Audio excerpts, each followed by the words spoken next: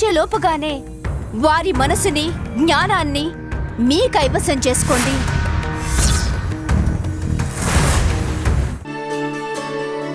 ఆహా, ఎంత బాగున్నాయో మోదకాలు. వద్దమ్మా. అదేమిటి పుత్రా? గజానన కావలసినన్ని ఉండ్రాలు తినవచ్చు కదా. ఎందుకంటే నేను భోజనం తక్కువ చేస్తాను. నేను భోజనం ఎక్కువ చేయడం వల్ల నిద్ర బాగా వస్తుంది.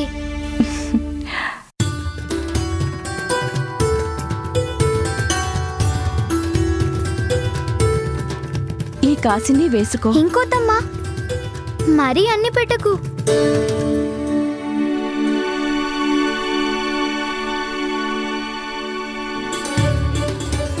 ఈ ఒక్కటే తిను కుమారా. ఇంక వద్దమ్మా, చాలు.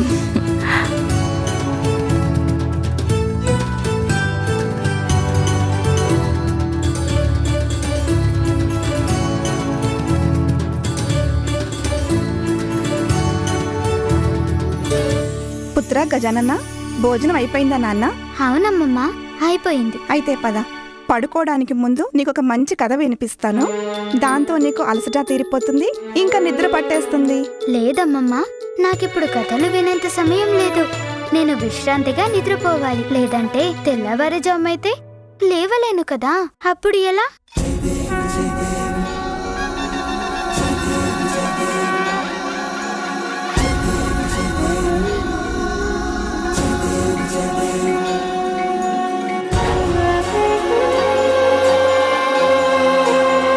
శ్రమ కోర్చి తపస్సు చేశావు గనక గాఢమైన నిద్ర పడుతుంది.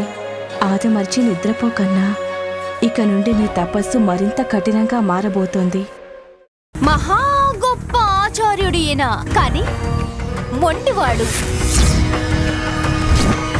ఏం చేసినా తన మనసుకి తోచినట్లుగానే చేస్తాడియన. ఈయన కరుణ లభించాలంటే సామ్రాట్ తను చెప్పినట్లుగానే చెయ్యాలి. తనని పూర్తిగా నమ్మాలి.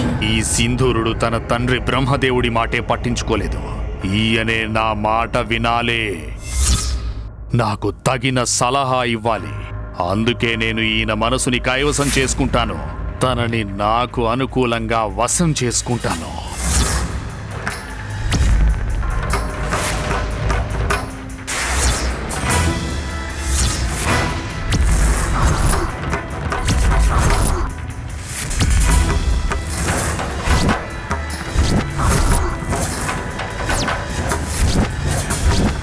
నేను అసుర సామ్రాట్ సింధూరుని నిన్ను ఆజ్ఞాపిస్తున్నాను. నువ్వు నన్ను సేవించుకోవాలి, నాకు సేవలు అందించాలి. నువ్వెవరైనప్పటికీ నువ్వు దారుణమైన దురాగతాలకి పాల్పడే సాహసం చేస్తున్నావు. నీకిదే హెచ్చరిక. నేను అసురులకు గురువును.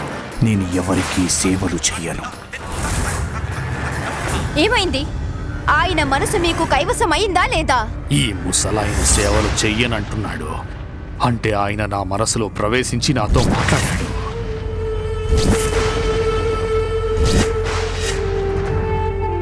సరిగ్గా అర్థం చేసుకున్నాను.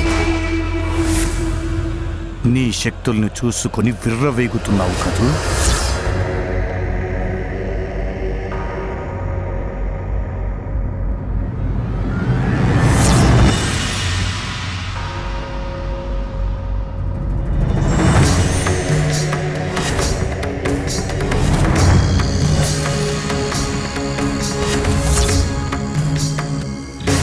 అందుకే నీకు నేనొక శాపాన్నిస్తున్నాను. ఏ శక్తులు చూసుకుని నువ్వు మిడిచిపడుతున్నావో అవసరమైన సమయంలో నీకు ఏ విధంగా పనిచేయకుండా వ్యర్థమైపోతాయి.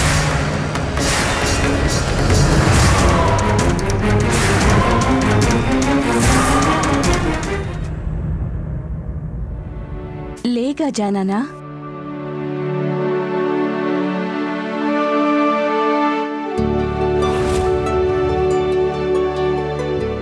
అప్పుడే ఎక్కడికి వెళ్ళాడు?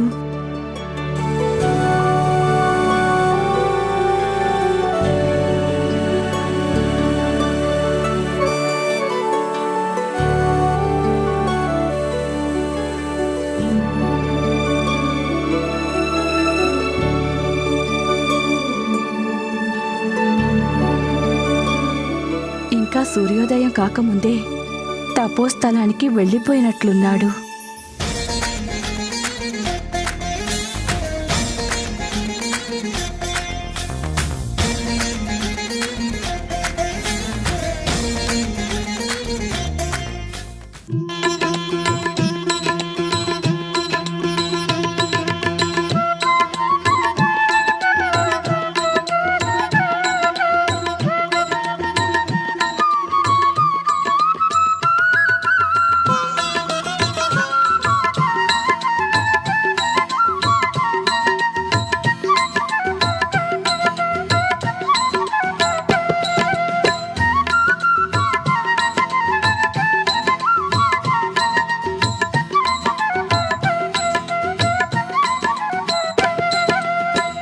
ఇప్పుడు నీ దృష్టి పూర్తిగా తపస్సులో లీనమైంది గజానన.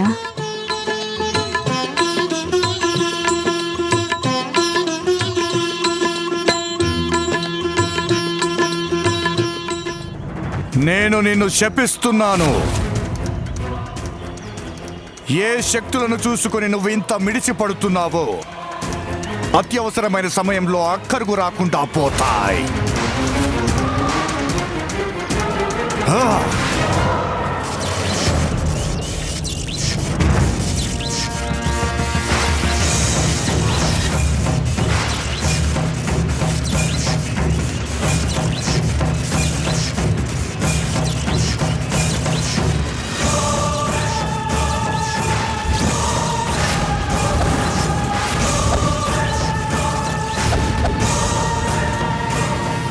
క్షమించండి గురుదేవా, క్షమించండి.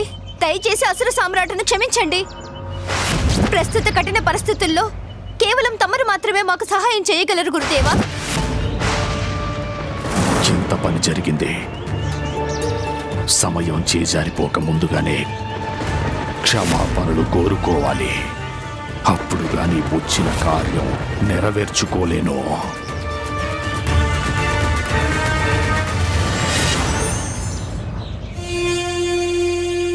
గురువర్య, నేను తమరిని అవమానించడానికి కాదు, తమరి సహాయం పొందడానికి వచ్చాను. ఒక శాపం కారణంగా నేను అసురుడినయ్యాను. ఇప్పుడు మా సామ్రాజ్యంపై ఒక పెద్ద ఆపదొచ్చి పడింది. అసురుల కుల గురువు అయిన కారణంగా కేవలం తమరు మాత్రమే నాకు మార్గం చూపించగలరు. నాపై దయ చూపించండి. నాకు సహాయం చేయండి గురువర్య, సహాయం చేయండి. ఎలాంటి సహాయం కోరి వచ్చావు? మా సమస్యకు పరిష్కారం మాకు ఒక ఉపాయం తెలియజేయండి. మహాదేవుడు పార్వతీదేవిల పుత్రుడు గజాననుని అంతం చేయడానికి ఒక ఉపాయం తెలియజేయండి గురువర్య. అసంభవం! మహాదేవుడి పుత్రుణ్ణి అంతం చేయటానికి నేను ఎవరికి ఏ సహాయము చెయ్యలేను. వెళ్ళిపో ఇక్కడి నుంచి. తక్షణమే ఇక్కడి నుంచి వెళ్ళిపో. వెళ్ళిపోవాలా గురువర్య? ఓ, అర్థమైంది. తమరు సాక్షాత్తు మహాదేవుడి భక్తుడు కదా. అయినా అసురుల పట్ల కూడా తమరికి బాధ్యత ఉంది కదా. తమరు మర్చిపోయినట్లున్నారు గురువర్య. అసురులు తమరిని ఏ పరిస్థితుల్లో గుర్తించారో మర్చిపోయారా?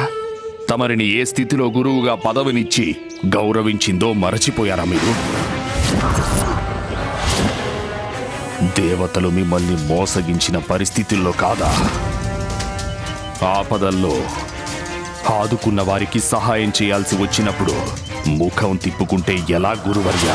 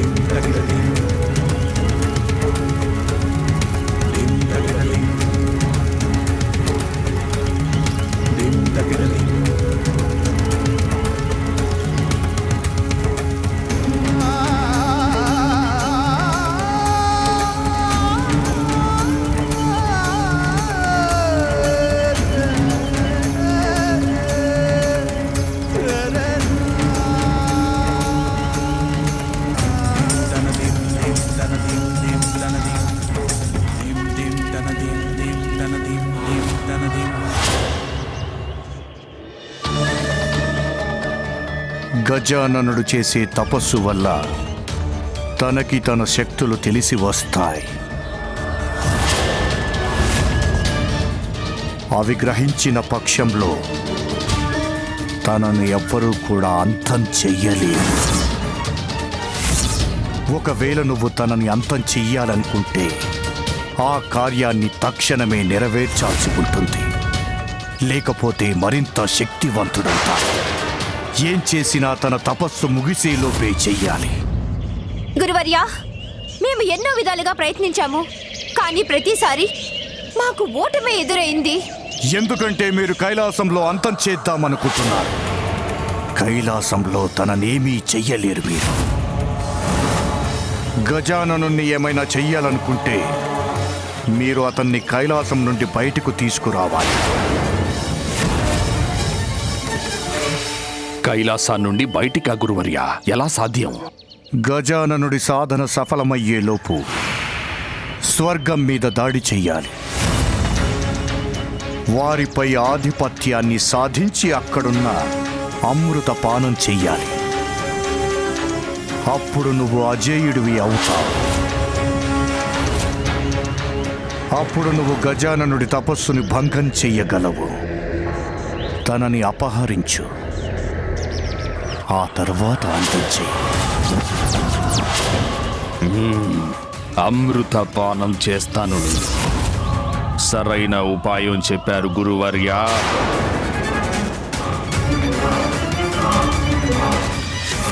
గుర్తుంచుకో సింధూరా, ఇప్పుడు నీకున్న సమయం చాలా తక్కువ.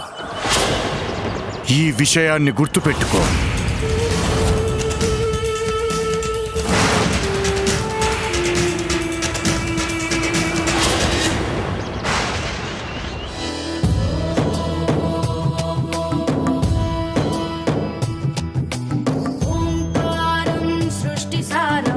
విధిలిఖితం మోక్షదక్షం సుభిక్షం గంగాంగం దివ్యలింగం గజముఖ వినుతం సాన్నపూర్ణ సమక్షం వేదార్థం వ్యాసపీఠం సురముని సహితం శాంతికాంతం సుఖాంతం విశ్వేశం చిత్ప్రకాశం శ్రితజన వరదం కాశీనాథం నమామి.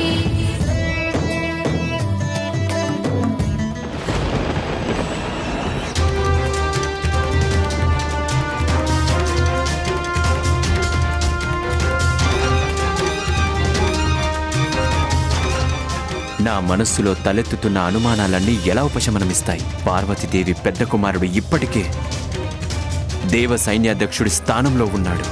ఇప్పుడు చిన్న కుమారుడు తన తపస్సుతో అపారమైన శక్తుల్ని సంపాదించుకోవడానికి ప్రయత్నిస్తున్నాడు. తమరు అకారణంగా చింతిస్తున్నట్లు అనిపిస్తుంది ఇంద్రదేవ. ఈ కఠిన తపస్సును పూర్తి చేయడానికి గజాననుడికి ఎన్నో ఏళ్లు శ్రమించాల్సి వస్తుంది. సూర్యదేవ, ఆపదలెప్పుడు ముందుగా మనకి చెప్పిరావు. హఠాత్తుగా మనపై దాడి చేస్తాయి. మర్చిపోయారా గజానుడి ప్రథమ పరిచయం?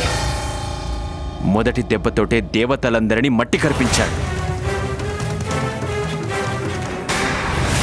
ఇప్పుడు మన దేవతలందరూ చేయాల్సిందల్లా ఒక్కటే, అందరూ సిద్ధంగా ఉండడం. ఒకవేళ తన తపస్సులో విజయం సాధిస్తే అప్పుడు దేవతలందరినీ అవమానించక మానడు. అప్పుడు తను నా సింహాసనంలో తప్పకుండా కూర్చుంటాడు. కూర్చుంటాను, నేనే కూర్చుంటాను. ఆ సింహాసనం మీద నేనే ఉంటాను.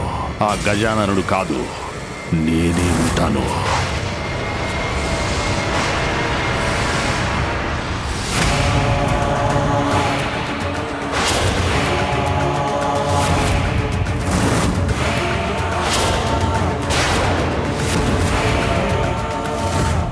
సింధూరా,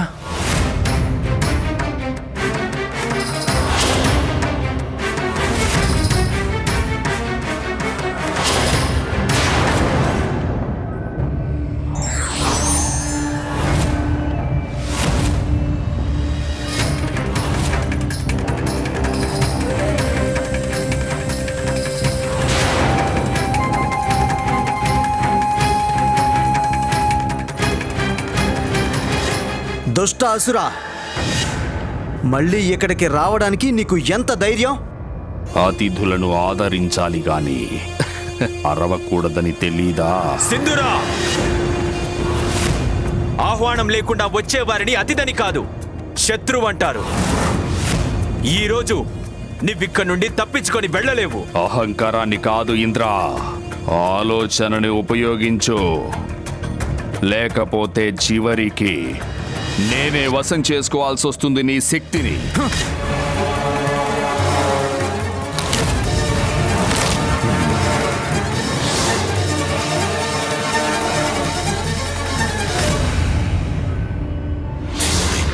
తగిట